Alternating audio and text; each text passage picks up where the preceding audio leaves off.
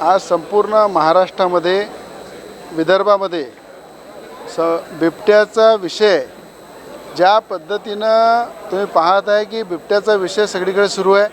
अधिवेशनामध्ये अर्धा विषय जर पाहिला तर बिबट्याचाच विषय आहे,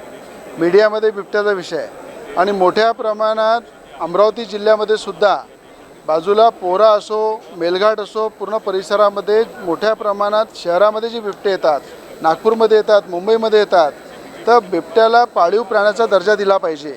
या संदर्भात मी स्वतः वन मंत्र्यांची, गणेश नाईक साहेबांची आज भेट घेतली की बिबट्याला पाळीव प्राण्याचा दर्जा देण्यासाठी एक प्रस्ताव केंद्र सरकारकडे पाठवा आणि त्या ठिकाणी ज्या पद्धतीनं बाबा आमटेंनी आपल्या वनामध्ये बिबटे पोसून ठेवलेले आहे, अनेक ठिकाणी प्रायव्हेट वनामध्ये मोठ्या प्रमाणात बिबट्यांचं पालनपोषण सुरू आहे। ज्या ठिकाणी वन ताराच्या माध्यमातून अंबानी परिवाराने अनेक प्राण्यांना संरक्षण दिलेलं आहे। आज तुम्ही घराघरामध्ये जर पाहिलं, देशातून परदेशातून मोठमोठ्या प्रकारचे कुत्रे, जे खतरनाक जातीचे कुत्रे आपण घरामध्ये पोसतो, त्यापेक्षा जर बिबट्याचं लहानपणापासून पालनपोषण केलं तर मला असं वाटते बिबटेसुद्धा सुरक्षित राहतील,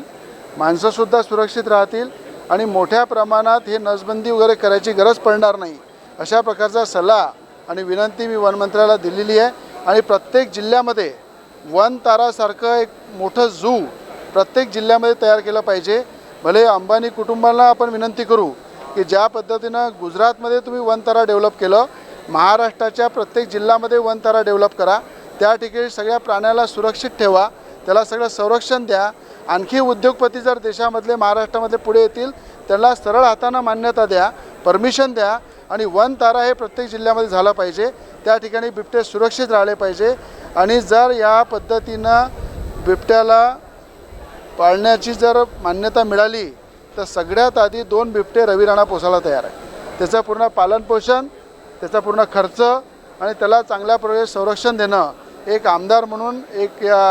या ठिकाणी रवी राणा केव्हाही करायला तयार आहे। म्हणून सरकारला विनंती केलेली आहे मी की पाळीव प्राण्याचा दर्जा पण द्या आणि बिबट्याला पोसण्याची सगळ्यांना जे जे उत्सुक आहे, जे त्याचं पालनपोषण करू शकतात त्यांना मान्यता द्या। नाही,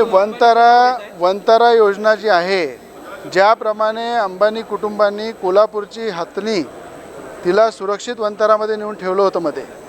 त्याच पद्धतीनं आपल्या महाराष्ट्रामध्ये जे बिबटे शहरामध्ये येत आहे, अंबानी कुटुंबांनाही, मला आनंद अंबानीलाही विनंती करतो, मी अनेक अडाणी परिवार आहे त्यांनाही विनंती करतो, गौतम अडाणींना, जेवढे उद्योगपती काही मुंबईमध्ये आहे, नागपूरमध्ये आहे, पुण्यामध्ये आहे, त्यांनी पुढे येऊन वन तारासारखं प्रत्येक जिल्ह्यामध्ये झू जर तयार केलं, स्वतः पुढे येऊन जर आले तर सरकारने त्यांना सरळ हाताने मदत केली पाहिजे, त्यांना मान्यता दिल्या पाहिजे आणि उद्योगपतीच्या माध्यमातून वन तारासारखे मोठे झू प्रत्येक जिल्ह्यामध्ये डेव्हलप केले पाहिजे, अशी सरकारला मी आपल्या माध्यमातून विनंती करतो।